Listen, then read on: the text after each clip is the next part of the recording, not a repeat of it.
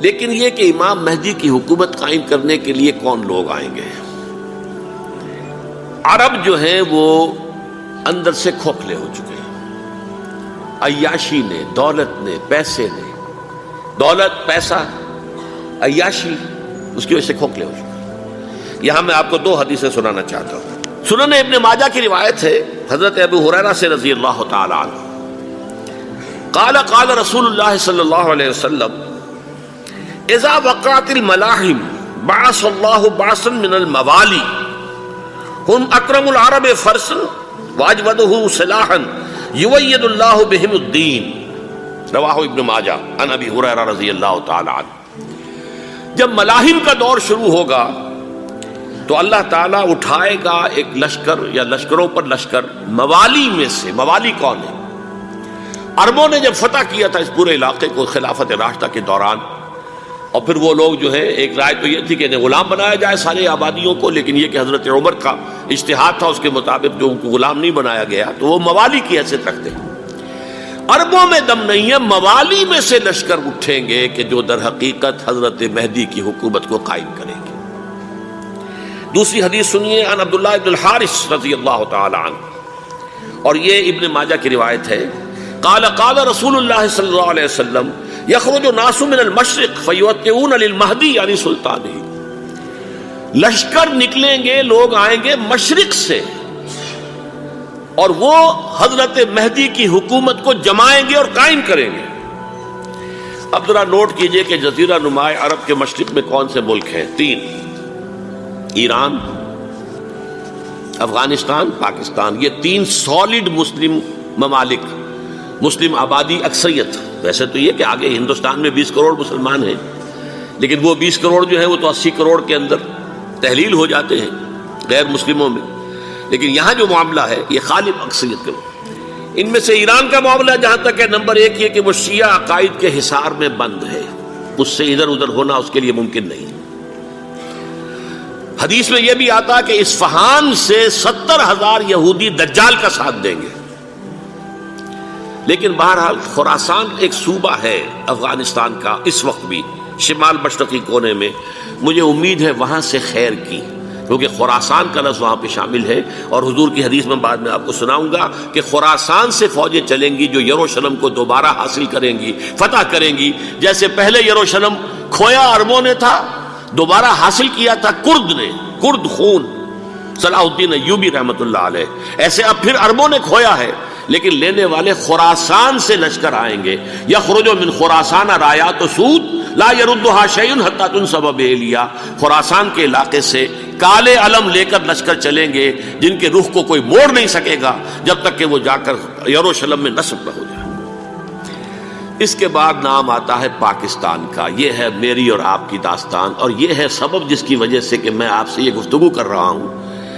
اصل میں تو کس لیے؟ محض ایک علمی استفادہ، محض اپنی بات آراء کو ظاہر کرنے کا شوق نہیں، بلکہ یہ کہ اپنی ذمہ داری ہم پہچانیں کہ ہم کس مقام پر کھڑے ہیں۔ دیکھیے، اس پاکستان کے بارے میں یا ہندوستان کے بارے میں علامہ اقبال نے کہا تھا اپنے ترانہ ملی میں، میرے عرب کو آئی ٹھنڈی ہوا جہاں سے، میرا وطن وہی ہے، میرا وطن وہی ہے۔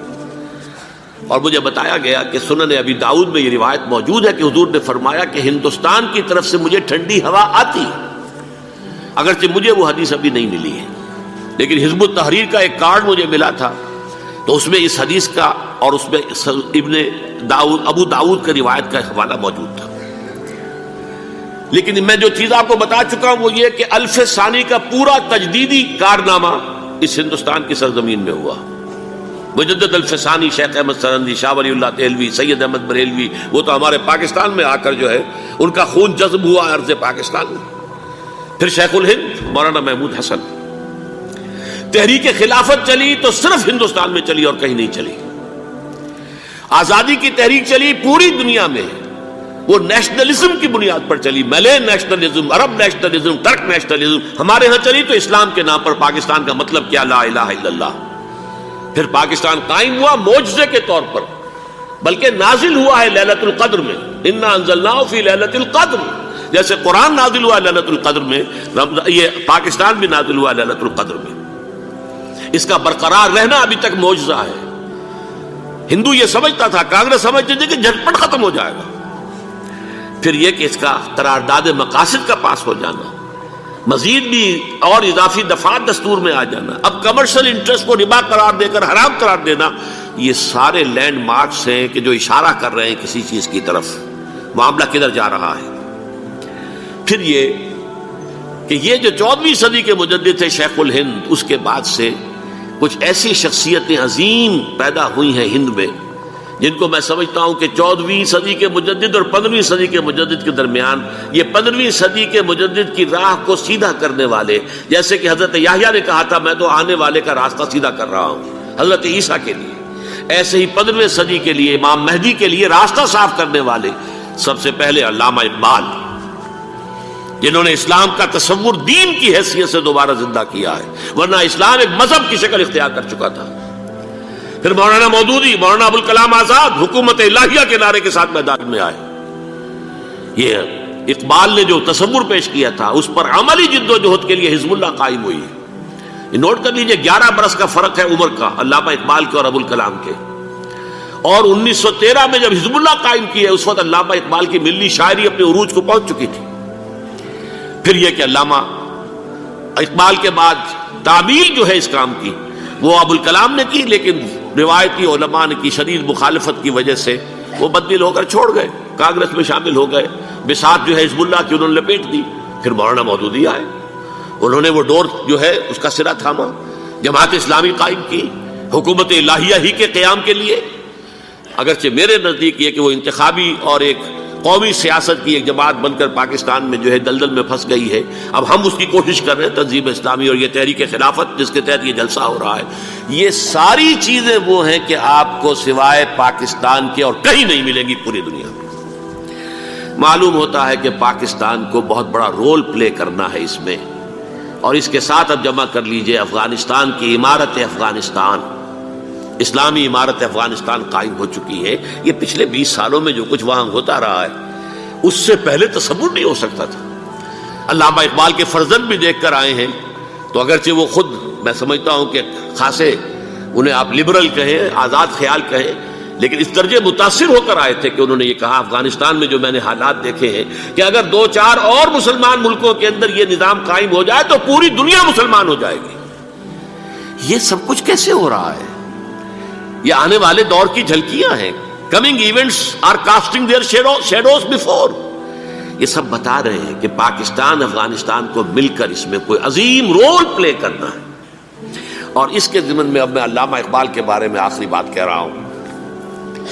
علامہ اقبال کے بارے میں عام یہ خیال ہے، انہوں نے اپنے خطبات میں مہدی کا اور نزول مسیح کا، حالانکہ میں کل پڑھ رہا تھا مولانا سعید احمد اکبر آبادی رحمۃ اللہ علیہ کا ایک مقالہ ان کا کہ علامہ اقبال نے ابن خلدون کے بارے میں یہ کہا ہے کہ مہدی کا اور نزول عیسیٰ کا دونوں کا انہوں نے انکار کیا ہے، حالانکہ ابن خلدون نے نزول عیسیٰ کا انکار نہیں کیا، صرف مہدی کا انکار کیا ہے. بہرحال علامہ اقبال نے خطبات میں انکار کیا ہے. لیکن یہ کہ اپنی شاعری کے اندر میں چیلنج کرتا ہوں کسی بڑے سے بڑے اقبال شناس کو، ان کا یہ شعر ذرا سنیے: خضر وقت از خلوت دشت حجاز آید بروں، کارواں زی وادی دور و دراز آید بروں. خضر وقت، امام وقت، رہنمائے وقت، قائد وقت، خلوت دشت حجاز، حجاز کی صحرا کی کسی خلوت گزینی سے نکل کر باہر آئیں گے. میں حیران ہوتا ہوں علامہ کے اس فکر پر اور اس مصرے پر. یہاں انہوں نے شیعہ اور سنی دونوں کے کانسیپٹ جمع کر دیے.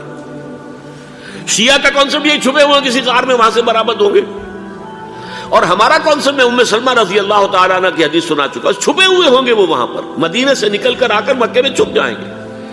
اس خانہ جنگی کی حالت میں لوگ ان کی طرف دیکھ رہے ہوں گے، سوچتے ہوں گے انہیں میدان میں آنا چاہیے، کوئی پارٹ پلے کرنا چاہیے، امت کی رہنمائی کرنی چاہیے، لیکن وہ چھپیں گے، وہ کارے ہوں گے، وہ اس ذمہ داری کو قبول نہیں کرنا چاہیں گے، جا کے چھپ جائیں گے مکے میں. وہاں سے مکے والے انہیں نکالیں گے، اور وہ کارے ہوں گے، انہیں بالکل یہ پسند نہیں ہوگا کہ یہ ذمہ داری اٹھائیں. تو خضر وقت از خلوت دشت حجاز آیت بروں، کارواں زی وادی دور و دراز آیت بروں. کارواں جو چلے گا ان کی مدد کے لیے اس وادی دور و دراز، اس عظیم وادی دور و دراز، یہ وادی سندھ ہے۔ وادی سندھ جو ہے ہم سمجھتے ہیں کہ صرف یہ پاکستان اور پنجاب جو ہے یہ اس میں شامل ہے، سندھ اور پنجاب نہیں، افغانستان کا پورا مشرقی علاقہ اس میں شامل ہے۔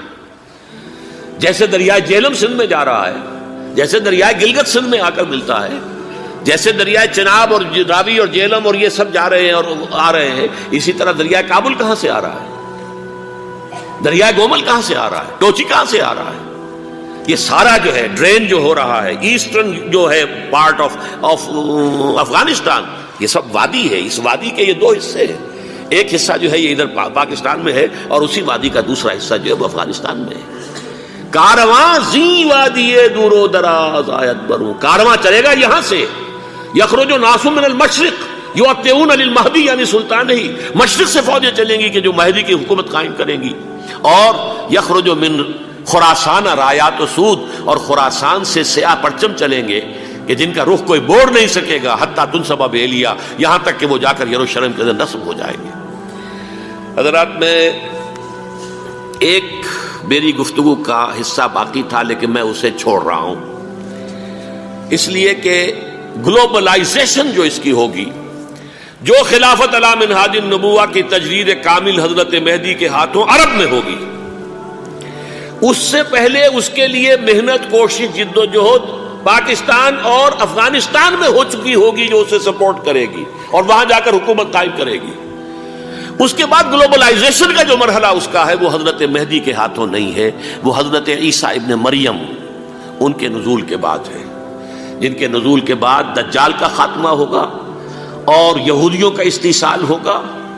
مسلمانوں پر بھی بڑی تکالیف عربوں پر آئیں گی، شدائد آئیں گے، لیکن یہ وہ میں حصہ ملتوی رکھتا ہوں کسی دوسری محفل اور کسی دوسری مجلس اور نشست پر۔ اب میں آپ کو ذرا اس جو انسانوں میں سے انسان دشمنی کا جن کا سب سے بڑا رول ہے، میں ان کی 2000 سالہ تاریخ کا آپ کے سامنے نقشہ رکھنا چاہتا ہوں۔ ان 1400 سال کا تو میں نے صرف 4 آپ کو پوائنٹس بتائے۔ موسیٰ سے عیسیٰ تک 1400 برس علیہ الصلوۃ والسلام، 2 مرتبہ عروج، 2 مرتبہ زوال، اشیریوں کے ہاتھوں پٹوائی، بابلیوں کے ہاتھوں پٹانا، گریکس کے ہاتھوں مرمت، رومنز کے ہاتھوں مرمت۔ یہ جو 2000 سال ہے، کیونکہ اب تو ظاہر بات ہے 21ویں صدی شروع ہو گئی، 20 صدیاں حضرت مسیح کو پوری ہو گئی۔ پہلی بات نوٹ کیجئے، حضرت مسیح کی پیدائش ہے سن 1 قبل مسیح۔ یہ نقطہ آپ نے کبھی سنا ہے یا نہیں؟ جب ملینیم کا سلسلہ شروع ہوا تھا پچھلے سال تو میں نے بیان کر دیا تھا کہ ایک عجیب حساب کے اندر انہوں نے غلطی کی ہوئی ہے۔ حضرت مسیح کی پیدائش ہوئی 25 دسمبر کو، سن انہوں نے شروع کر دیا، اس کے بعد جنوری آئی تو پہلا سال شروع ہو گیا۔ اگر جنوری سے پہلا سال شروع ہوا تو یہ 6 دن جو ہے تو اس کے پچھلے سال میں تھے، لہذا کہا جائے گا کہ Jesus Christ was born 1 year before Christ BC۔ تو 1 قبل مسیح میں حضرت مسیح کی پیدائش ہوئی۔ یہ آخری اسرائیلی نبی اور رسول۔ یہودی علماء کی مخالفت، دشمنی، سولی پر چڑھوا دینا میں بیان کر چکا ہوں۔ سن 33 عیسوی میں جبکہ حضرت مسیح کی عمر 33 برس تھی، اللہ تعالیٰ نے انہیں زندہ آسمان پر اٹھا لیا، لیکن یہودیوں نے اپنے خیال کے مطابق انہیں سولی پر چڑھوا دیا، ان کی موت واقع ہو گئی۔ اگرچہ اس کے بعد یہ اختلاف ہے ان میں، یہودی کہتے ہیں وہ سولی پر چڑھ گیا، ختم ہوا، مر گیا، عیسائی کہتے ہیں نہیں، انتقال ہوا ہے مسیح کا صلیب پر، لیکن پھر وہ دوبارہ زندہ ہو گئے ہیں۔ ان کی لاش ایک غار میں رکھ دی گئی تھی، وہاں ریزریکشن ہو گیا، ان کا باعث بعد الموت وہی ہو گیا، اور پھر انہیں اللہ نے زندہ آسمان پر اٹھا لیا۔ تو ہمارے اور عیسائیوں کے درمیان نوٹ کر لیجئے، یہ چیز مشترک ہے کہ حضرت مسیح آسمان پر زندہ اٹھائے گئے۔ فرق کیا ہے؟ وہ سمجھتے ہیں کہ سولی دیے گئے، سولی پر مرے، پھر زندہ ہوئے، پھر گئے۔ ہم سمجھتے ہیں کہ نہیں، وما صلبوہ وما قتلوہ، انہوں نے نہ صلیب دے سکے انہیں اور نہ انہیں قتل کر سکے، بل رفع اللہ الیہ، اللہ نے اٹھا لیا۔ پھر ہمارا اور یہ اس کا عیسائیوں کا ایک اور اتفاق ہے، سیکنڈ کمنگ آف جیسس، حضرت مسیح دوبارہ آئیں گے، یہ عیسائیوں کا بھی عقیدہ ہے اور ہمارا بھی۔ بہرحال تو جیسا کہ میں نے عرض کیا کہ اس وقت یہ عذاب استیصال، عذاب اکبر کے مستحق ہو چکے تھے، لیکن اللہ نے ان کی مدت دراز کی ہے، لیکن ان پر دنیاوی عذاب کا ایک کوڑا جو ہے اللہ تعالی کی طرف سے اسی وقت برسا۔ دنیاوی عذاب دنیا میں رہتے ہوئے ختم نہیں کیا گیا۔ 37 برس بعد، حضرت مسیح کے رفع سماوی کے 37 برس بعد، سن 70 میں یہودیوں نے بغاوت کی رومیوں کے خلاف۔ رومی ٹائٹس جنرل تھا ایک، اس نے پھر جو حملہ کیا ہے، 1,33,000 یہودی ایک دن میں قتل کیا یروشلم میں، اور ہیکل سلیمانی گرا دیا۔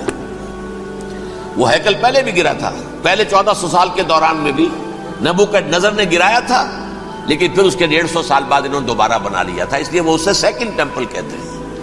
پہلا ٹیمپل جو حضرت سلیمان نے بنایا تھا، نبوکڈنضر نے گرا دیا 587 قبل مسیح میں، پھر دوبارہ انہوں نے 150 سال کے بعد بنا لیا۔ وہ اس تاریخ کا حصہ ہے، میں نے جس کے بارے میں آپ کو تفصیل نہیں بتائی۔ اس میں یہ ہوا سن 70 میں وہ گرا دیا گیا، وہ آج تک گرا پڑا ہوا ہے۔ نمبر 2، یہ کہہ دیا گیا کہ یہودیوں اس ارض فلسطین سے نکل جاؤ، تم یہاں نہیں رہ سکتے اب۔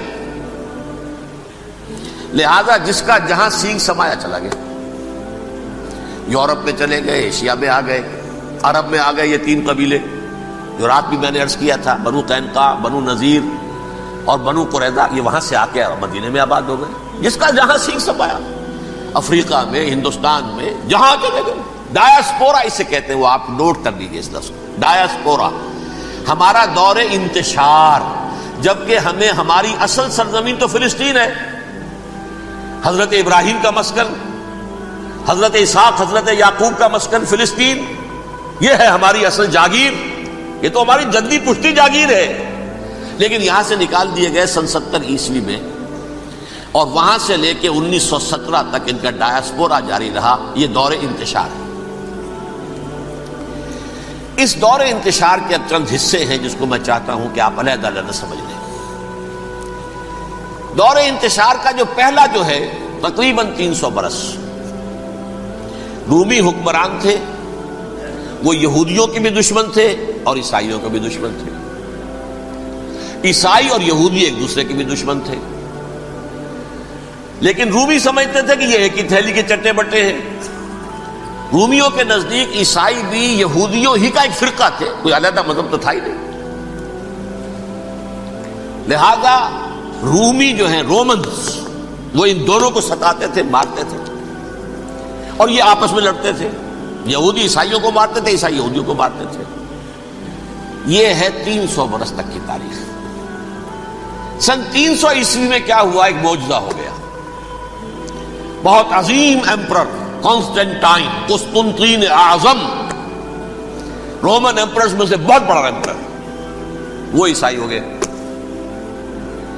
اب تو معاملہ بالکل تلپٹ ہو گیا، پوری سلطنت عیسائی ہو گئی۔ اب عیسائیوں کے عیش ہو گئے اور یہودیوں پہ مار پڑنی شروع ہوئی۔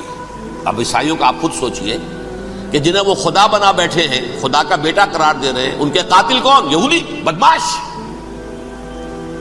لہذا ان کی وہ پٹائی شروع ہوئی ہے یورپ میں، پوری رومن امپائر میں، انہیں ذلیل کیا گیا، شہروں میں آمد بند، علیحدہ رہو، گھیٹوز کے اندر رہو۔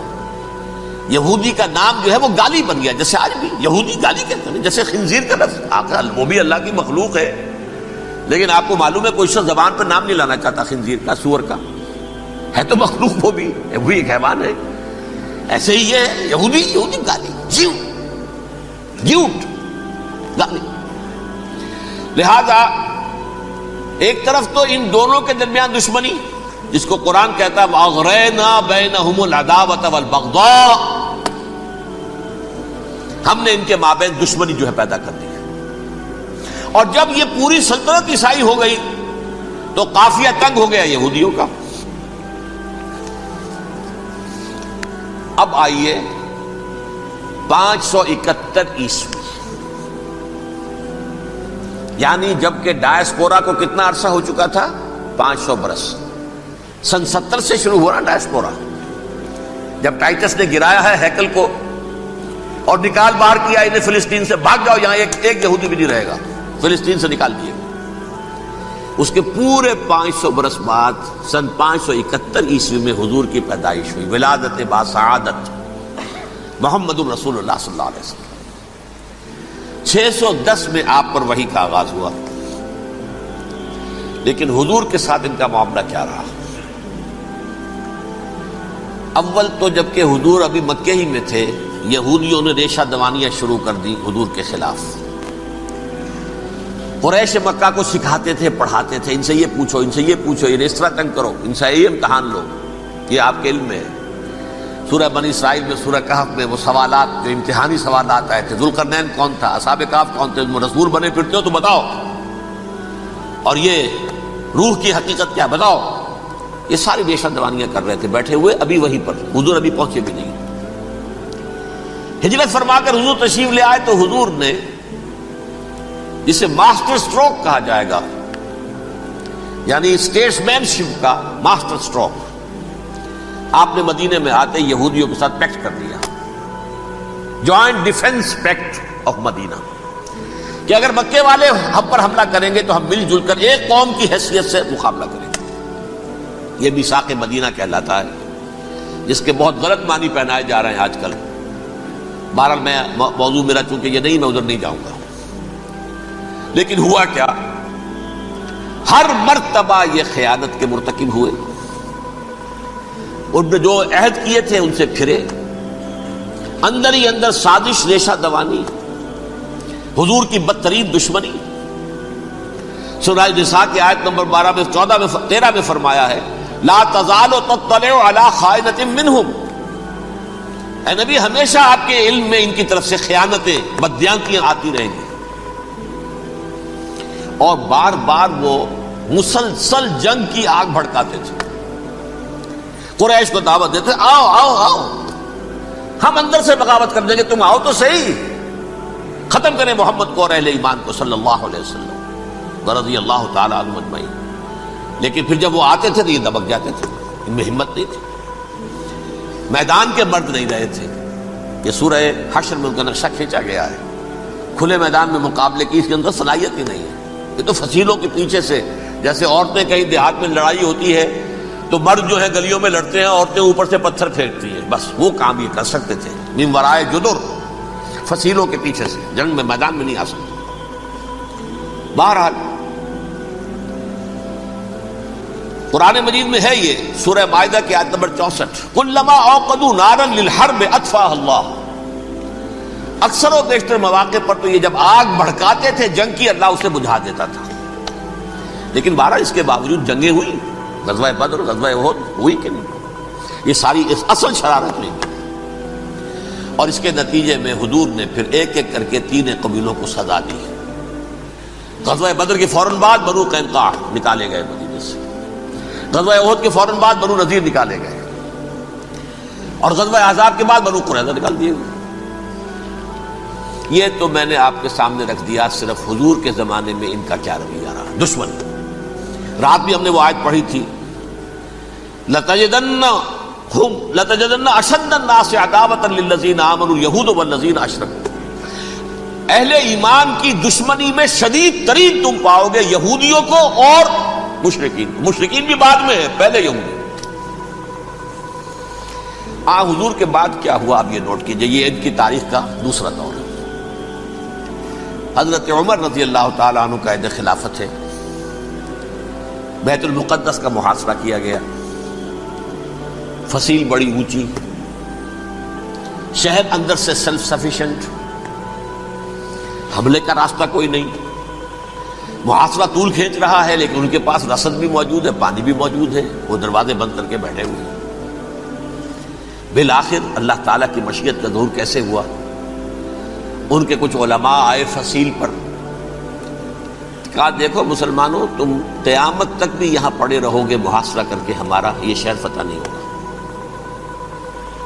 ہاں ایک درویش بادشاہ کے ہاتھوں یہ شہر فتح ہونا ہے، لیکن تمہارے اندر ہمیں وہ نظر نہیں آ رہا۔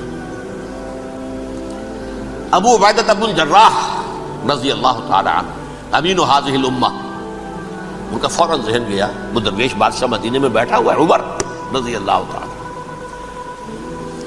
اب ایک اور عمر بھی ہے جو قندھار میں بیٹھا ہے، نقشہ وہی ہے، سادگی کی حد تک نقشہ وہی ہے، بالکل وہی، اپنی آنکھوں سے دیکھا ہے وہی سادگی۔ عمر اول عمر ثانی تھے عمر بن عبدالعزیز۔ اب ایک اللہ کے فضل سے اللہ تعالیٰ ایدہ اللہ بنصرتہ، اللہ تعالیٰ ان کی نصرت فرمائے، دشمنوں کو ان کے مقابلے میں نیست و نابود کرے۔ انہوں نے ریکویسٹ بھیج دی کہ حضور تشریف لائیے، یہ شہر فتح ہو جائے گا۔ وہ ہے سفر تاریخی، اتنا طویل سفر، تقریباً 700 میل، ایک اونٹ، ایک خادم، ایک منزل پہ امیر المومنین اوپر بیٹھے، خادم آگے چل رہا ہے، اگلی منزل پہ خادم اوپر بیٹھا ہے، امیر المومنین آگے جا رہے ہیں۔ اور جب پہنچے ہیں تو وہ باری تھی خادم کی، انہوں نے ہاتھ جوڑ دیا، حضور خدا کے لیے تم کیا کہیں گے لوگ، وہ میرا برا حال کر دیں گے، تمہیں شرم نہیں آئی؟ امیر المومنین پیدل آگے چل رہے ہیں نکیل پکڑ کر، اور تم بیٹھے ہو اوپر براجمان ہو۔ حضرت عمر فرمایا الدور دورک، نہیں باری تمہاری ہے، بیٹھ۔ اس حال میں پہنچے ہیں، اور پھر یہ کہ ابو عبیدہ بن الجراح آئے ہیں، استقبال کیا ہے تو دیکھا ہے اس حال میں چلے آ رہے ہیں، عمر نکیل پکڑے ہوئے چلے آ رہے ہیں، اور کہتے ہیں کہ کہیں کیچڑ ویچڑ تھا، جوتے خراب ہو گئے تھے، وہ بھی اتار کے ہاتھ میں پکڑے ہوئے، کپڑے تو تھے ہی پھٹے ہوئے۔ انہوں نے کہا بھی حضرت ابو عبیدہ نے، دیکھیے یہ بڑا متمدن ملک ہے، بڑا مہذب علاقہ ہے یہ، آپ ذرا حلیہ اپنا دوست فرما لیں تب جا کے پیش ہم آپ کو کریں گے۔ آپ نے فرمایا نحن قوم اعزنا اللہ بالاسلام، ہم وہ قوم ہیں جنہیں اللہ نے عزت دی ہے اسلام کے ذریعے سے، کپڑوں کے ذریعے سے نہیں، دولت کے ذریعے سے نہیں۔ اسی حال میں گئے ہیں، اوپر سے انہوں نے کھڑے ہو کر نشانیاں دیکھی ہیں، اپنی کتابیں کھولی، ہاں یہ وہی ہے، اچھا لو جی سرنڈر، شہر تمہارے ہاتھ میں۔ خون کا ایک قطرہ نہیں بہا اور بیت المقدس فتح ہو گیا۔ لیکن اس وقت حضرت عمر نے ایک نرمی یہ کی کہ یہودیوں کے لیے بھی اسے اوپن سٹی قرار دے دیا۔ یہ احسان عظیم حضرت عمر کا، اس سے پہلے یہودی آ ہی نہیں سکتا تھا، داخل ہی نہیں ہو سکتا تھا، وہاں وہ آ کر وزٹ نہیں کر سکتا تھا، زیارت نہیں کر سکتا تھا اپنے مقدس مقامات کی۔ حضرت عمر نے یوں سمجھیے کہ تقریباً 550 برس کے بعد ان کے لیے راستہ کھولا ہے کہ ہاں تم آ سکتے ہو، زیارت کر سکتے ہو۔ لیکن یہ عیسائیوں نے لکھوایا معاہدے کے اندر، انہیں یہاں آپ آباد ہونے کی اجازت نہیں دیں گے، لیکن کم وزٹ دی پلیسز، دیکھیں زیارتیں کریں اور جائیں۔ یہ معاہدہ حضرت عمر کا ہے رضی اللہ تعالیٰ، جو پھر خلافت راشدہ کے بعد بنو امیہ نے بھی اس کو آنر کیا، بنو عباس نے کیا، پھر جو ہمارے یہ ترکوں میں اندر خلافت آئی تو ترک خلفاء نے بھی اس معاہدے کی پوری پابندی کی۔ فلسطین میں آ سکتے ہیں یہودی صرف زائرین کی حیثیت سے، وہاں آباد نہیں ہو سکتے۔ اب آئیے اگلا دور آیا حضرت عثمان کا دور خلافت۔ یہ ہے وہ وقت کہ اب یہود نے امت مسلمہ کی پیٹھ میں چھرا کھولا۔ وہ کیسے؟ ایک یہودی عبداللہ ابن سبا اسلام کا لبادہ اوڑھ کر آ گیا، معاشرے کا جائزہ لے لیا، ان میں بنو ہاشم اور بنو امیہ میں جو پرانی کشاکش تھی اس کے کچھ نہ کچھ جراثیم باقی ہیں، اگر ان کو ذرا بھڑکا دے تو مسلمانوں میں انتشار پیدا ہو جائے۔ کہا یہ عثمان کون ہے؟ یہ تو بنو امیہ میں سے ہے، یہ حق تو بنو ہاشم کا ہے، خلافت ان کے پاس ہونی چاہیے، محمد کے تو رشتہ دار وہ ہے صلی اللہ علیہ وسلم۔ عوام الناس کے اندر بات پھیلنی شروع ہوئی، پھر ایک بڑی سازش کے انداز میں حضرت عثمان کے خلاف پروپیگنڈا، حضرت عثمان کے جو عاملین تھے، گورنر تھے، ان کے خلاف پروپیگنڈا، اور ایسی ہوشیاری کرتے تھے کہ کوفے میں کوفے کے حاکم کے خلاف کچھ نہیں کہنا، اجی مصر میں یہ ہو رہا ہے، اجی شام میں یہ ہو رہا ہے، اجی یہ جو عثمان ہے وہ یہ کر رہا ہے، یہ ظلم ہو رہا ہے، یہ لوٹ مار ہو رہی ہے، یہ خیانتیں ہو رہی ہیں۔ اب نہ تو اس زمانے میں مینز آف کمیونیکیشن، کیسے تصدیق کریں؟ افواہیں تو آپ آج کراچی کے اندر شروع ہو جائے تو پتہ نہیں چل سکتا کسی کو کہ کیا اس میں صداقت ہے کیا جھوٹ ہے. اور بری بات جو ہے فطرت انسانی کی کمزوری ہے وہ فوراً قبول کرتا ہے. کسی کے بارے میں اچھی بات ماننے کو تیار نہیں ہوتا لیکن بری بات تو فوراً تیار ہے. بہرحال یہ فتنہ انہوں نے اٹھایا، حضرت علی کی الوہیت کا فتنہ اٹھایا، حضرت عثمان کے خلاف الفتنۃ الکبریٰ برپا کیا. حضرت عثمان شہید ہوئے. اس کے بعد 5 برس تک مسلمان ایک دوسرے کی گردنیں کاٹتے رہے، باہمی خانہ جنگی ہوئی. امت کو وہ زخم لگایا ہے جو آج تک جس سے خون رس رہا ہے.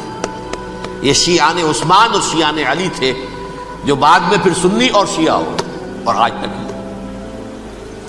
فتنہ کس نے جگایا؟ ایک عبداللہ ابن سبا یہودی اور اس کے کارندے، شیطان کا ایجنٹ، اور انسانوں میں سے بھی اس کے جو بھی حواریین تھے اور شیطانوں کے اندر سے بھی تھے، انہوں نے بھی اس آگ کو بھڑکایا.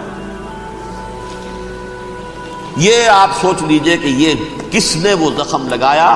یہودی. اگلا دور آیا، خلافت راشدہ ختم ہوئی، بنو امیہ کا بھی دور کافی گزر گیا. طارق ابن زیاد 712 عیسوی میں حملہ کرتے ہیں اسپین پر.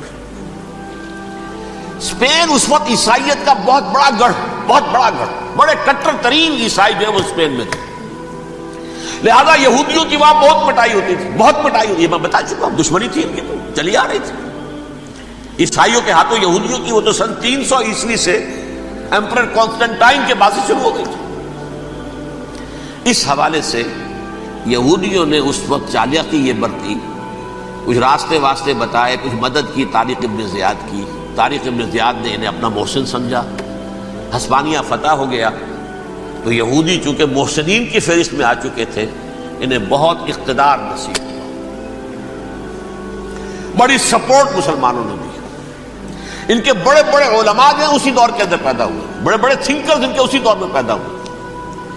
بن گوریون جو کہ ایک وزیر اعظم تھا اسرائیل کا، اس نے یہ لکھا ہے اپنی کتاب میں، Muslim Spain was the golden era of our diaspora. وہ ڈائسپورا جو 70 عیسوی سے شروع ہوا تھا اور 1917 عیسوی تک جاری رہا ہے، اس میں سے گولڈن ایرا ہمارا جو تھا وہ مسلم اسپین تھا. ہسپانیہ میں بیٹھ کر ہم نے عیش کیے. لیکن وہاں سے انہوں نے اور جو کچھ کیا، یہ تو داستان کے تو بہت سے گوشے ہیں، لیکن میں جس اسٹریٹ لائن میں چل رہا ہوں اس کے اعتبار سے ایک بات سمجھ لیجیے. وہاں بیٹھ کر انہوں نے اب عیسائیت کی پیٹھ میں چھرا گھونپا، پروٹیسٹنٹ مذہب پیدا کیا، تقسیم کر دیا. جیسے شیعہ سنی کی تقسیم، عبداللہ ابن سبا، رومن کیتھولک اور پروٹیسٹنٹ کی تقسیم، یہودی علماء. ہوتا کیا تھا؟ ہسپانیہ کی یونیورسٹیاں ہیں، کارڈووا میں ہے، ٹولیڈو میں ہے، گریناڈا میں ہے، غرناطہ، قرطبہ، تولیتلا، اور وہاں آتے تھے لوگ. فرانس سے چلے آ رہے ہیں نوجوان پڑھنے کے لیے، جرمنی سے چلے آ رہے ہیں، اٹلی سے چلے آ رہے ہیں. 3 ہی ملک قریب ترین پڑھتے ہیں سینٹرل جو یورپ کے ہیں. یہاں پر جو ہے وہ اسلام جو نور پھیلا رہا تھا اس سے بھی مستفیض ہوئے. جہالت کے جو ہے پردے ان کے وہ چھٹے. اس کے ساتھ ہی وہ یہودی وہاں ان کے اندر جو جراثیم داخل کر رہے تھے وہ اس عیسائیت کے خلاف بغاوت جو اس وقت دنیا میں عیسائیت اس وقت تھی. پوپ کا راج تھا دنیا میں اس وقت. یورپ میں جو عیسائیت تھی اس میں ایک طرف بادشاہ تھے، لیکن بادشاہوں کی حیثیت وہاں پر یوں سمجھ لیجئے کٹ پتلیوں کی تھی. اصل قوت پوپ کے ہاتھ میں تھی. اور پوپ کو انہوں نے جیسے قرآن نے کہا اتخذوا احبارهم ورهبانهم اربابا من دون اللہ. چونکہ سینٹ پال نے شریعت موسوی ساقط کر دی تھی تو اب شریعت تھی ہی نہیں. پوپ کو اختیار تھا جس چیز کو چاہے حلال قرار دے دے، جس چیز کو چاہے حرام قرار دے دے. اتخذوا احبارهم ورهبانهم اربابا من دون اللہ. انہوں نے کہا صاحب یہ پوپ کس بلا کا نام ہے، یہ بھی انسان ہے. بات تو ٹھیک تھی نا. اصل حیثیت تو کتاب کی ہونی چاہیے نا، ڈیوائن بک، دی ریویلڈ اسکرپچر. لہذا اور یہ کتاب ہر شخص پڑھ سکتا ہے. کوئی پوپ کے باپ کو جو ہے کوئی اس کے لیے پروپرائٹری رائٹس تو نہیں ہے کہ صرف پوپ پڑھ سکتا ہے یا پادری پڑھ سکتے ہیں. ہم بھی پڑھ سکتے ہیں، ہم بھی سمجھ سکتے ہیں. یہ باتیں تھی کہ جن کو بڑھا چڑھا کر بیان کر کے اور پوپ کا اقتدار ختم کرا دیا اور توجہ مرکوز کر دی بائبل کی طرف. اب بائبل میں بڑا حصہ تو اولڈ ٹیسٹامنٹ کا ہے. نتیجہ کیا ہوا؟ یہود کی عظمت پروٹیسٹنٹس کے نزدیک مسلم ہو گئی. اصل قوم تو یہ ہے. وہ دشمنی بدلی کہ نہیں بدلی؟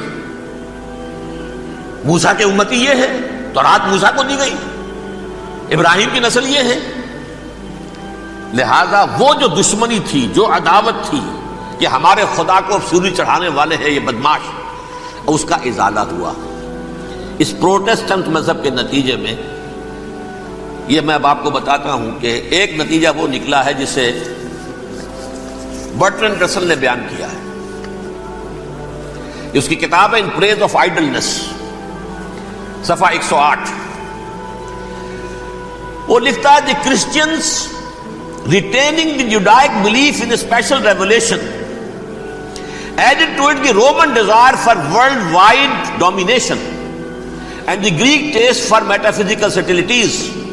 The combination produced the most fiercely persecuting religion that the world has yet known. یہ تین چیزیں آ کر عیسائیت میں مل گئی. ایک تو جب یہ اولڈ ٹیسٹامنٹ جو ہے وہ ان کے ہاتھ میں آ گئی، اور اس کے میں کچھ آپ کو بتا دیتا ہوں کہ اولڈ ٹیسٹامنٹ کی تعلیمات، کیونکہ یہ اولڈ ٹیسٹامنٹ جو ہے یہ محرف تھی. اصل تورات تو گم ہو گئی تھی 587 قبل مسیح میں، جب پہلی مرتبہ ہیکل جو ہے تباہ ہوا ہے، اس وقت ختم ہو گئی تھی. اس کے کوئی 150 سال کے بعد انہوں نے یادداشتوں سے مرتب کر کے لکھی ہے. اب اس میں ان کے اپنے خیالات، اپنے امانی، اپنی توجیحات وہ شامل ہو گئی. لہذا میں آپ کو حوالے دیتا ہوں اس کتاب کے اندر مظالم کی جو تعلیم دی گئی ہے.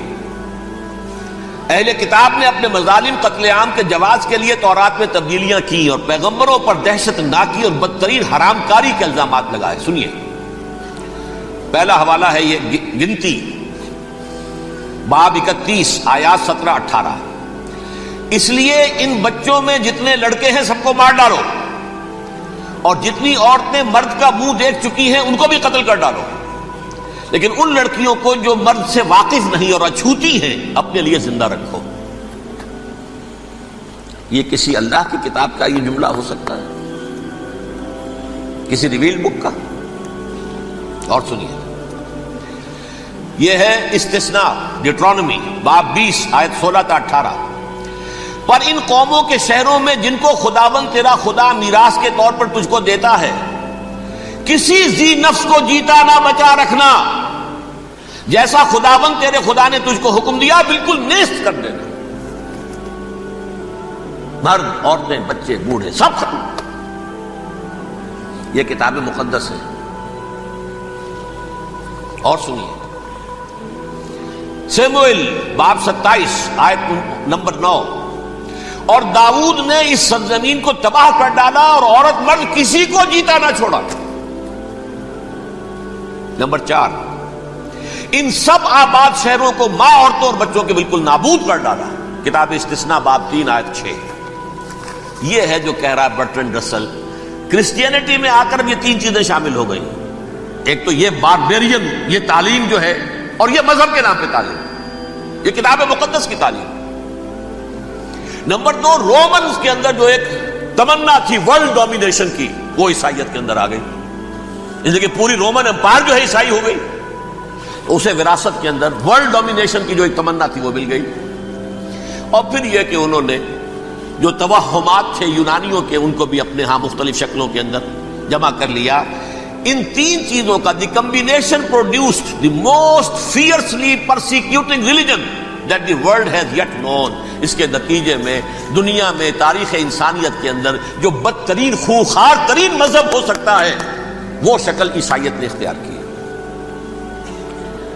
اور اس کا مظہر عتم کیا تھا نوٹ کیجیے، صلیبی جنگیں. ایک بات ٹائم ٹیبل کے اعتبار سے نوٹ کر لیجئے گا. فرسٹ ملینیم ختم ہوا، سیکنڈ شروع ہوا. ان کے 1000 سال ختم ہوئے تو 11ویں صدی میں سیکنڈ ملینیم شروع ہوا، تو پہلی صلیبی جنگیں ہوئی. لاکھوں مسلمان قتل کیے. صرف یروشلم کے اندر اتنا خون بہایا ہے کہ خود ان کے ہسٹورینز لکھتے ہیں کہ جب ان صلیبیوں نے جب گھوڑوں کے ساتھ وہ چل رہے تھے گلیوں میں تو ان کے گھوڑوں کے گھٹنوں تک خون کی ندی بہ رہی تھی. جہاں سے گزرے ختم کرتے چلے گئے, آبادیاں کی آبادیاں ختم کر. اگرچہ اس کروسیڈ میں گیہوں کے ساتھ گھن بھی پسا, یہودی بھی بہت مارے گئے. یہ فرانس سے, جرمنی سے جب یہ کروسیڈرز آ رہے تھے 3000 میل کا سفر طے کر کے آئے تھے. سوچئے تو صحیح, اربن ثانی پوپ جو تھا آگ لگا دی تھی اس نے پورے یورپ کے اندر. شرم سے ڈوب مرو, تمہارے مقدس علاقے مسلمانوں کے ہاتھ میں. انفیڈلز, یہ کافر, یہ مرتد, یہ ملحد. مسیح جہاں پیدا ہوا, مسیح کو جہاں سولی دی گئی, وہ کہاں ہے؟ ان کے ہاتھ میں.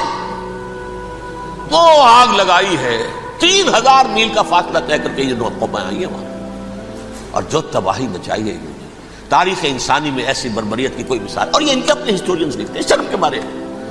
ایسے محسوس ہوتا ہے جیسے ان کی گردنیں جھکی جا رہی ہیں. اگرچہ بھٹکے ہوئے ہیں لیکن کبھی بھولی ہوئی منزل بھی یاد آتی ہے راہی کو, اور بھٹکے ہوئے آہو کو پھر سوئے حرم لے چل. اس کی ضرورت ہے مسلمان کو پھر اس کا مقصد یاد دلایا جائے. پاکستان اس لیے نہیں بنایا گیا تھا کہ ہمارے ہاں ٹاٹے اور برلے نہیں تھے تو ہمارے پاس اس کے بھی باپ وجود میں آ جائیں, اس لیے تو نہیں بنایا گیا تھا. پاکستان اس لیے نہیں بنایا گیا تھا کہ جاگیرداروں کی جاگیرداریاں محفوظ ہو جائیں. پاکستان اس لیے تو نہیں بنایا گیا تھا. اور یہ کہ نمازیں اور مسجدیں تعمیر ہو جائیں, مسجدیں تو امریکہ میں تعمیر ہو رہی ہیں عالی شان سے عالی شان, اس لیے پاکستان نہیں بنا تھا. آج بھی مسلمان, میں معذرت سے عرض کر رہا ہوں مولانا سے, آج بھی بھارتی مسلمان کی ایوریج نمازی ہونے کے اعتبار سے پاکستانی مسلمان سے کہیں بہتر. آج بھی برقع نظر آ جائے گا تو ہندوستان میں نظر آ جائے گا. میں نے اپنی آنکھوں سے دیکھا چند سال پہلے جب مکہ مسجد حیدرآباد دکن میں 3 دن مسلسل میری تقریریں ہوئی ہیں, 10,000 مرد اور 5,000 خواتین, اور ان میں سے کوئی بغیر برقعے کے نہیں تھی. ایک سیلاب نظر آ رہا تھا برقعوں کا کہ جب جلسہ ختم ہوا ہے رات کے 12 بجے 3 دن تک متواتر. یہاں کہاں نظر آئے گا برقع آپ کو؟ یہاں تو جس کے پاس 2 پیسے ہو گئے اس نے سب سے پہلے برقع اتار کے پھینک دیا. معلوم, اچھی طرح سمجھ لیجئے, یہ چیزیں تو وہاں زیادہ ہیں یہاں کی نسبت. اصل ضرورت تھی کہ یہاں اس نظام کو قائم کیا جائے, وہ نظام عدل اجتماعی, وہ جس میں حریت ہو, جس میں عام آدمی بھی خلیفہ وقت کو ٹوک سکے. یہ کرتا کیسے بن گیا؟ ایک خاتون بھی کھڑی ہو کر دامن پکڑ لے, عمر تمہیں کیا حق ہے کہ ہمارے مہر کے اوپر پابندی لگا رہے ہو, جبکہ اللہ نے نہیں لگائی. اللہ قرآن میں قنطارہ کا لفظ استعمال کر رہا ہے. ڈھیروں سونا دے دے کوئی شخص اپنی بیوی کو مہر کے اندر, طلاق دیتے وقت اس میں سے کچھ نہیں لے سکتا. آپ کون ہوتے ہمارے حق کے اوپر پابندی لگانے والے؟ اور عمر نے کہا, آج ایک بڑھیا نے وہ اب عمر کو دین سکھایا, آرڈیننس واپس. حضرت سعد ابن ابی وقاص رضی اللہ تعالی عنہ جو فاتح ایران تھے, وہ گورنر ایسے ہی نہیں بن گئے تھے ریوڑیاں بٹی ہو اور گورنر ہی مل گئی ہو. وہ تو خود فاتح تھے ایران کے, اس لیے گورنر تھے. صرف ایک پرچہ پہنچا ہے بارگاہ خلافت میں, حضرت عمر فاروق کے پاس انفارمیشن آئی سعد نے اپنے گھر کے باہر ڈیوڑی بنا لی ہے اور ایک دربان کھڑا کر دیا ہے. حضرت بلال کو بھیجا ہے رقعہ دے کر, اور یہ حکم تھا کہ بلال پہلے تو جاتے ہی ڈیوڑی میں آگ لگا دینا, پھر یہ رقعہ دینا میرا. اور رقعے میں لکھا ہوا تھا, ہے سعد, لوگوں کو ان کی ماں نے آزاد جانا تھا, تم نے انہیں اپنا غلام کب سے بنا لیا ہے. یہ دربان کھڑے کر دیا اپنے آگے. وہ حریت, وہ مساوات کہ جا رہا ہو خلیفہ وقت اور چارج لینے جا رہا ہے بیت المقدس کا, کوئی ذاتی علاج کے لیے نہیں جا رہا, سیر و سیاحت کے لیے نہیں جا رہا, چارج لینے کے لیے. بالکل سرکاری وزٹ ہے, آفیشل وزٹ ہے, اسٹیٹ وزٹ ہے. اور حال کیا ہے, 700 میل کا فاصلہ طے کرنا اور ایک اونٹنی, کوئی انٹوریج نہیں, کوئی قدم و حشم نہیں, کوئی جمبو جٹ بھرے ہوئے نہیں, کچھ نہیں. ایک اونٹنی, ایک خادم. اس ایک اونٹنی پر چونکہ راستے کا راشن بھی ہے لہذا 2 آدمی نہیں بیٹھ سکتے, ایک بیٹھ سکتا. ایک منزل خلیفہ وقت بیٹھا ہوا ہے اوپر اور خادم نکیل پکڑ کر چل رہا ہے. اگلی منزل خادم اوپر بیٹھا ہے اور خلیفہ وقت عمر بن الخطاب رضی اللہ تعالی عنہ, اور وہ آگے آگے نکیل پکڑ کر چل رہے ہیں. یہ نظام چاہیے آج نوع انسانی کو. اس کے انتظار میں، اس کی تلاش میں نوع انسانی نے کتنے تجربے کر لیے، کیسی چھلانگیں لگائیں، ملوکیت ختم کی، آسمان سے گرا کھجور میں اٹکا، جمہوریت آئی نام نہاد، لیکن وہ سرمایہ دارانہ نظام بن کر آگے سے بڑھ کر لعنت بن گئی. پہلے جاگیردار مسلط تھا، اب سرمایہ دار کارخانے دار مسلط ہو گیا. اس سے نکلنے کے لیے زور لگایا، کمیونزم کی طرف گئے، چھلانگ لگائی، اب ایک پارٹی ڈکٹیٹر بن کر بیٹھ گئی. انسان رست از یک بنتا افتاد در بندے دیگر، ایک چیز سے غلامی سے نجات پاتا ہے، دوسری میں پھنس جاتا ہے. اور کیوں؟ کہ وہ نظام عدل اجتماعی جو محمد عربی کو دے کر بھیجا گیا تھا، اس کے کسٹوڈین سوئے ہوئے، اس کے کسٹوڈینز کو اندازہ ہی نہیں. یہ نسخہ تو ہمارے پاس تھا، ہمیں عمل کرنا تھا اور دنیا کے سامنے پیش کرنا تھا. پاکستان بنایا اس لیے گیا تھا کہ ہم اس کا ایک نمونہ دنیا کے سامنے پیش کریں گے. قائد اعظم نے فرمایا تھا کہ ہم یہ چاہتے ہیں کہ پاکستان کی صورت میں عہد حاضر میں اسلام کے اصول حریت و اخوت و مساوات کا ایک نمونہ قائم کر کے دکھائیں. کہاں ہے وہ؟ بھٹک گئے، سو گئے. وَلَنُذِيقَنَّهُم مِّنَ الْعَذَابِ الْأَدْنَىٰ دُونَ الْعَذَابِ الْأَكْبَرِ، بڑے عذاب سے پہلے چھوٹا عذاب کا مزہ چکھائیں گے. لَعَلَّهُمْ يَرْجِعُونَ، شاید کہ لوٹ آئیں. کوئی عجب نہیں اس عذاب الادنیٰ کے بعد ہم جاگے نہیں، ہوش میں نہیں آئے. کوئی عجب نہیں کہ بڑے عذاب کا کوڑا ہماری پیٹھوں کو برس جائے. لیکن مجھے یہ یقین ہے، نوٹ کر لیجئے، اگر یہ دوسرا امکان ہو گیا، خدا نہ خواستہ اللہ کے عذاب کا کوڑا ہماری پیٹھ پر برسا، مجھے یقین ہے اللہ ہندوؤں کو مسلمان بننے کی توفیق دے گا. لیکن اسلام کا بول بالا اسی خطے سے ہوگا. تاریخ میں یہ ہو چکا ہے آیا فتنہ تاتار کے افسانے سے، پاسباں مل گئے کعبے کو صنم خانے سے. تاتاریوں کے ہاتھوں کروڑوں مسلمان قتل ہوئے، لیکن اسلام نے تاتاریوں کو فتح کر لیا. اور پھر اسلام کا مسلمانوں کا دوسرا دور عروج انہی تاتاریوں کی مختلف شاخوں کے تحت ہوا. وہ تاتاری ہی تو تھے، وہ سارے ہورس، ٹرکش ہورس، ترکان تیموری، ترکان سبوی، ترکان سلجوقی، ترکان عثمانی، وہی تو سٹاک تو وہی ہے آیا فتنہ تاتار کے افسانے سے، پاسباں مل گئے کعبے کو صنم خانے سے. اس لیے کہ حضور نے فرمایا مشرق سے ہوگا، جہاں سے فوجیں چلیں گی. تو کوئی عجب نہیں. بہرحال یہ دو امکانات ہیں، لیکن اس کا فیصلہ تیرے ہاتھوں میں ہے، دل یا بدن. سیدھی سیدھی بات. اگر تو اب بھی ہم ٹھیک ہو جائیں، جاگ جائیں، ہوش میں آ جائیں، قوم یونس کی طرح توبہ کر لیں، تو بغیر عذاب کے کوڑے کے رحمت خداوندی ہم پر سایہ کرے گی. اگر ہم نہ جاگے تو وہ عذاب کا کوڑا آئے گا. یہ نہیں میں کہہ سکتا ان ادری قریب بعید ما توعدون، یہ میں نہیں کہہ سکتا، یقین کے ساتھ جانتا ہوں کہ آئے گا. لیکن یہ کہ اس کے بعد بھی یہی سے بول بالا ہوگا. اگر ہمارے ذریعے نہیں تو ان کے ذریعے سے جو ہمیں شکست دے کر پھر اسلام قبول کر لیں. لیکن کیوں نہ پہلے ہی راستے پر چلنے کی کوشش کریں. اب نوٹ کر لیجئے، یہ کتابیں اگر آپ پڑھنا چاہیں تو کتاب الملاحم میں پڑھیے. بدترین عذاب عربوں پر آیا کھڑا ہے، سروں پر تنا ہوا ہے. بدترین ایسی جنگ ہونی ہے الملحمۃ العظمیٰ، جس کو کہ میں بھی آپ نے گواہی پیش کر دوں گا، جسے کہا گیا ہے دی لاسٹ کروسیڈ. بش نے بھی کروسیڈ کا لفظ بول دیا تھا، پھر واپس لیا اس نے.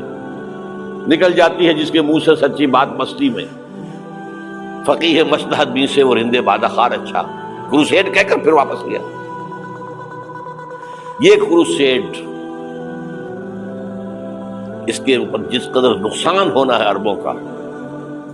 گریٹر اسرائیل بنے گا، یہ عراق، شام، اردن، سعودی عرب کا کچھ شمالی علاقہ، ترکی کا جنوبی علاقہ، مصر کا صحرائے سینا، اور اس کے ساتھ ہی جو بہترین اس کا زرخیز ترین علاقہ ڈیلٹا آف نائل، یہ سب یہودیوں کے قبضے میں جائیں گے. اس کو حدیث میں کہا گیا الملحمۃ العظمیٰ. عیسائی 80 علم لے کر مسلمانوں تم پر حملہ آور ہوں گے، اور ہر علم کے نیچے 12,000 فوج ہوگی. 9.5 لاکھ فوج. یہ نیٹو کی تیاری کس کے لیے ہو رہی ہے؟ جب USSR کا خاتمہ ہوا تو پوچھا گیا تھا نیٹو چیف سے، اب کس لیے؟ تمہارا وہ دشمن تو ختم ہو گیا. اب ہمیں اسلامک فنڈامنٹلزم سے نمٹنا ہے. وہ جانتے ہیں خطرہ یہی ہے. اب اسلام ابھر سکتا ہے، مسلمانوں کے سینوں کے اندر وہ آگ ہے، اوپر خاکستر آ گیا ہے، تمہیں اٹھانا بیٹھنا، یہ اندر تو انگارہ ہے، اوپر سے راکھ ہے، اس سے دھوکہ نہ کھا جانا ان کے دلوں کے اندر. اور بش نے کہا تھا مسلمان چاہتے ہیں کہ ہسپانیہ سے لے کر انڈونیشیا تک نظام خلافت قائم کریں. اور میں حیران ہوا تھا کہ اس کمبخت کو ہسپانیہ کا خیال کیسے آ گیا. ہمیں تو کبھی آتا ہی نہیں، اب ہم تو بھول گئے. وہ تو 500 برس پرانی بات ہے جبکہ وہاں سے ہمیں نکال دیا گیا تھا. اگرچہ اقبال نے کہا تھا ہے ارض فلسطین پہ یہودی کا اگر حق، ہسپانیہ پر حق نہیں کیوں اہل عرب کا. ہسپانیہ میں تو 800 سال حکومت کی مسلمانوں نے، اور ابھی 500 برس سے گزرے ہیں نا. یہودی تو ارض مقدس سے 2000 سال نکالے گئے. انہیں لا کے آباد کیا گیا، عربوں کے سینے میں خنجر پھونک دیا گیا. وہ چھوٹا سا ملک جو چاہتا کرتا، کوئی پوچھنے والا نہیں. امریکہ جیسے اپنے بیٹے کی حفاظت کرے ویسے کرتا اس کی. اور حضور نے فرمایا ہے وہ جنگ جب ہوگی تو ایک باپ کے اگر 100 بیٹے ہوں گے تو 99 ختم ہو جائیں گے، ایک بچے گا. یہ حدیث ہے، حدیث ہے صحیح. اور آپ نے فرمایا ویل للعرب من شر قد اقترب. عربوں کے لیے ہلاکت ہے، عربوں کے لیے بربادی ہے اس شر سے جو قریب آ چکی ہے. اور آج جس طرح انہوں نے ان کی تہذیب کو اختیار کر لیا، دبئی جا کر دیکھیے، بدترین مغربی معاشرہ جو ہے وہ دبئی کے اندر ہم نے قائم کر کے دکھا دیا. اب سعودی عرب اس راستے پر بڑھ رہا ہے. اور اس کے بعد نمبر 2 پر جو ہے ہم پاکستانی ہیں.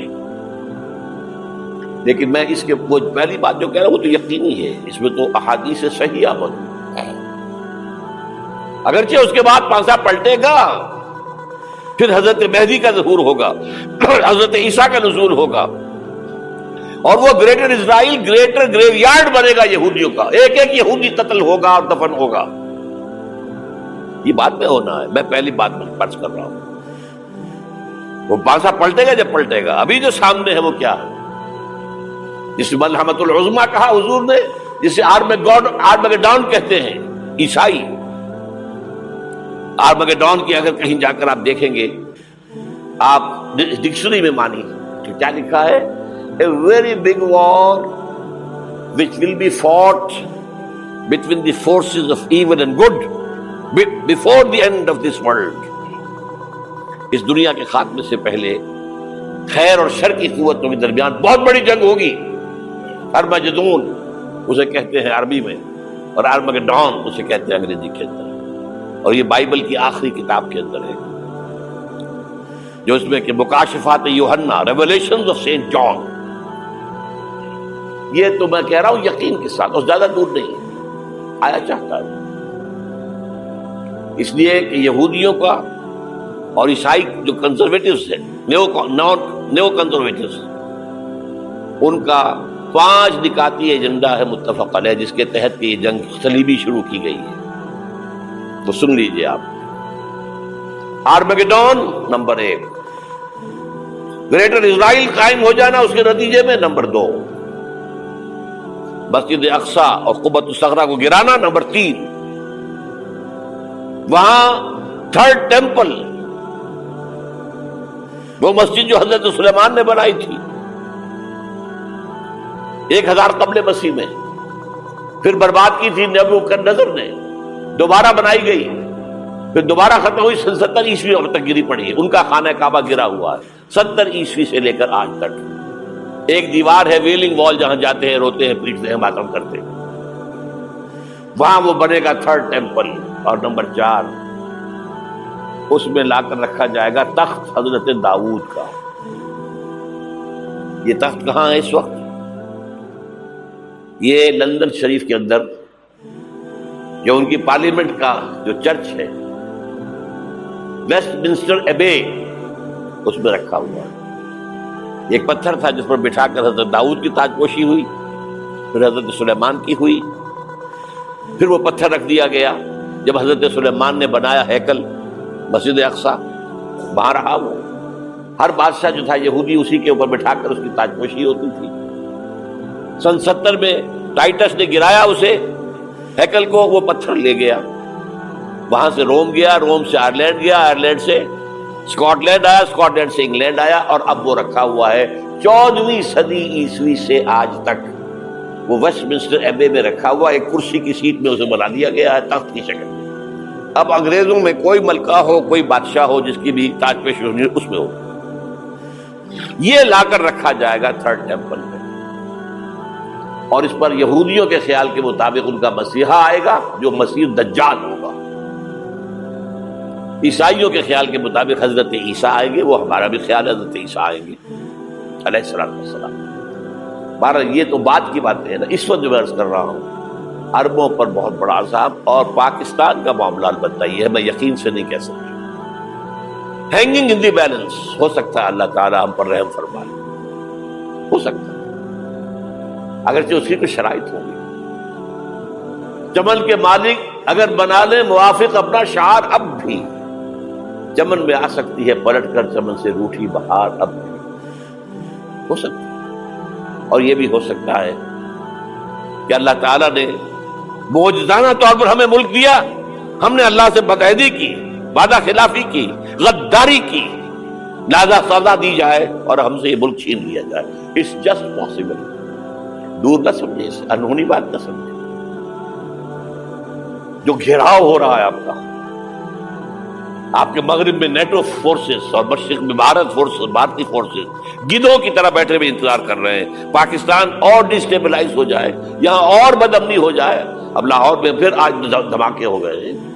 2 دن پہلے کا دھماکہ میں سہ کے آیا ہوا ہوں، آپ کے سامنے بیٹھا ہوں. وہ جانیں بچی ہیں جو ہماری اکیڈمی کا حشر ہوا، میں آپ کو نہیں بتا سکتا. یہ سارا کیوں ہو رہا ہے؟ تاکہ یہاں بدامنی ہو جائے اور ہمیں جواز مل جائے. مغرب سے نیٹو فورسز داخل ہو جائیں، مشرق سے بھارتی فورسز آ جائیں اور ہمارے ایٹمی دانت توڑ کر اور پھر ہمیں بھارت کے سامنے ڈال دیا جائے. نو ڈو ایز یو لائک. یہ ان کا نقشہ ہے. ہوگا کیا وہ اللہ جانتا ہے، ہوگا وہ جو اللہ چاہے. لیکن اللہ کا چاہنا جو ہے وہ کس پر منحصر ہے؟ یہاں انقلاب برپا کرو، یہاں اسلام لاؤ. اگر دھندوں میں لگے رہو گے تو وہ خود بخود نہیں آ جائے گا انقلاب. صحابہ نے جانیں دی تھی، کتنی تکلیفیں اٹھائی تھی. 12 برس تک مکی دور کے اندر با نشہ درویشی در ساز و دمادم زن، جو پختہ شبی خدرا بر سلطنت جم سن. یوم طائف یاد ہے جو حضرت عائشہ فرماتی ہے کہ میں نے پوچھا تھا حضور سے کہ یوم احد سے زیادہ سختی بھی آپ پر کبھی آئی؟ یوم احد پر کیا ہوا تھا؟ تلوار کا وار پڑا تھا آپ کے چہرہ مبارک. یہ جو رخسار کی ہڈی ہے اس کے اندر وار گیا ہے. اوپر خود کی 2 کڑیاں تھیں، وہ اس میں گھس گئیں. 2 دندان مبارک شہید ہوئے. وہ خود کی کڑیاں ایک صحابی نے اپنے دانتوں سے پکڑ کر کھینچنے کی کوشش کی، دانت نکل گئے، وہ نہیں نکلی. کیا جتن کر کے نکالی گئی ہوگی تو خون کا فوارہ آیا. اتنا خون گیا ہے کہ آپ بے ہوش ہو گئے، گر گئے، اور مشہور یہ ہو گیا کہ آپ کا انتقال ہو گیا، شہادت ہو گئی. یہ سیرت کبھی پڑھی ہے؟ حضرت عائشہ کے ہوش کا تو یہی دور تھا نا. یوم طائف میں جو کیا تھی، بچی تھی، انہیں کیا پتا کیا ہو رہا ہے حضور کے ساتھ. 3 دن تک حضور مکے کی گلیاں اور وہاں کے اوباش لوگ پتھراؤ کر گئے تھے اس امید میں کہ شاید وہاں کا کوئی سردار ایمان لے آئے. تو یہاں تو ابو طالب بھی فوت ہو گئے. یہی دنیاوی سہارا تھا، خاندانی سہارا تھا ابو طالب کے ذریعے. اور گھر میں ایک دلجوئی کرنے والی رفیقہ حیات تھی، وہ بھی، ان کا بھی انتقال ہو گیا. آپ نے کہا یہ عام الحزن ہے. اب تو سب کو طے ہو گیا قریش کو کہ اب جیسے قتل کر دو. اسی لیے آپ گئے طائف، شاید وہاں کا کوئی بڑا سردار مانے ایمان لے آئے مجھ پر تو میں اپنا مرکز ادھر شفٹ کر دوں. تینوں سے ملے ہیں، تینوں نے وہ جواب دیے، نکل جاؤ یہاں سے. میں تمہارے ساتھ بات بھی کرنے کو تیار نہیں. اچھا تمہارے سوا کوئی نہیں ملا تھا اللہ کو نبی بنا کر بھیجنے کے لیے؟ دیکھو جاؤ، میں بات نہیں کرنا چاہتا، ہو سکتا ہے میں بے عزتی کر بیٹھوں، واقعی تم اللہ کے نبی ہو تو میں مارا جاؤں گا، جاؤ جاؤ جاؤ. یہ سلوک محبت کے ساتھ ملا. اور پھر چھوکروں کو، اسٹریٹ ارچنز جنہیں آپ کہتے ہیں، اشارہ کیا ذرا خبر لو ان کی، پتھراؤ ہو رہا ہے. ساتھ کوئی ہے ہی نہیں، ایک آدمی صرف، زید ابن حارثہ. اب سامنے سے پتھر آ رہے ہیں تو حضرت زید آگے آ جاتے ہیں، ڈھال بنتے ہیں. مجھے لگے پتھر وضو کر رہے، آپ پیچھے سے آ رہے ہیں. چاروں طرف سے تو ڈھال نہیں بن سکتا جسم لہو لوہا، خون جا کر جوتیوں میں جم گیا ہے، جوتی اتر نہیں دی. پھر وہاں سے واپسی پہلے دعا مانگی ہے، اللہم الیک اشکو ضعف قوتی وقلت حیلتی وہوانی علی الناس. اے اللہ تیری جناب میں فریاد لے کر آیا ہوں اپنے قوت کی کمی کا، اپنے وسائل کی کمی کا، اور جو ذلت و خواری ہو رہی ہے لوگوں کے سامنے. الا ملتکرنی، مجھے کس کے حوالے کر دیا؟ الا بعیدی یتجہمنی، یہ میرے اوپر ہجوم کر کے آ جائے، حملہ کرے. اور عدو من لگتا امرے، یہ دشمن کے حوالے میرا معاملہ کیا، جو چاہے کر دے وہ. لیکن پھر عبدیت غالب آتی ہے. ان لم یکن علی غضبک فلا ابالی. اللہ اگر تو ناراض نہیں ہے تو مجھے کوئی پرواہ نہیں. سر تقدیم خم ہے جو مزاج یار میں آ. مجھے اندیشہ یہ ہے کہ تو ناراض تو نہیں ہو گیا. یہ تکلیفیں جھیلی ہے. سینکڑوں صحابہ نے جانوں کا نذرانہ پیش کیا ہے. احزاب کی جنگ میں فاقوں پر فاقے ہو رہے تھے، اور ان فاقوں کی حالت میں خندق کھودنے کا حکم ملا ہے. لوگوں کی کمریں دوہری ہو رہی ہیں، پتھر باندھے ہیں اپنے پیٹوں سے، اپنے چادروں کے ساتھ کس کر کمر دوہری نہ ہو جائے. اور جب صحابہ کدالیں چلا رہے ہیں تو کیا کہہ رہے ہیں؟ نحن الذین بایعوا محمدا علی الجہاد ما بقینا ابدا اللہم لا عیش الا عیش الاخرہ. صحابہ کہتے تھے ہم وہ لوگ ہیں جنہوں نے محمد سے بیعت کی ہے کہ جہاد کرتے رہیں گے جب تک جان میں جان نکل جائے تو بات اور. جان ہے، چاہے ابھی بھوک سے کمر دوڑی ہوئی جا رہی، جان تو ہے. اور ایک دفعہ کہتے تھے اللہم لا عیش الا عیش الاخرہ، اللہ عیش زندگی تو آخرت کی زندگی ہے. اور حضور فرماتے تھے، حضور کے بیٹھے ہوئے نہیں تھے گاؤں تکیہ لگا کر، پتھر اٹھا اٹھا کر خندق میں سے لے جا کے باہر پھینک رہے تھے. جب صحابہ کہتے ہیں اللہم لا عیش الا عیش الاخرہ، حضور فرما رہے ہیں فاغفر الانصار والمہاجرہ، اے اللہ ان انصار اور مہاجرین کی مغفرت فرما دے. پھر حضور کی خدمت میں کچھ لوگ آئے، حضور اب یہ فاقہ ناقابل برداشت ہو گیا، دیکھیے ہم نے یہ پتھر باندھے ہوئے اپنے پیٹ کے ساتھ. حضور نے کرتا اٹھا کر دکھایا، وہاں 2 پتھر باندھے ہوئے. یہ ہے سیرت النبی. آپ کس چیز کو سیرت النبی سمجھتے ہیں؟ بہرحال اس موضوع پر میری ایک کتاب ہے منہج انقلاب نبوی. یہ انقلاب کیسے آیا تھا؟ اگر دل میں ذرا بھی آرزو پیدا ہو گئی ہو کہ اللہ قبول کر لے مجھے قبول کر لے اس کام کے لیے، تو وہ کتاب آپ کے لیے مسٹ ہے، اس کا پڑھنا.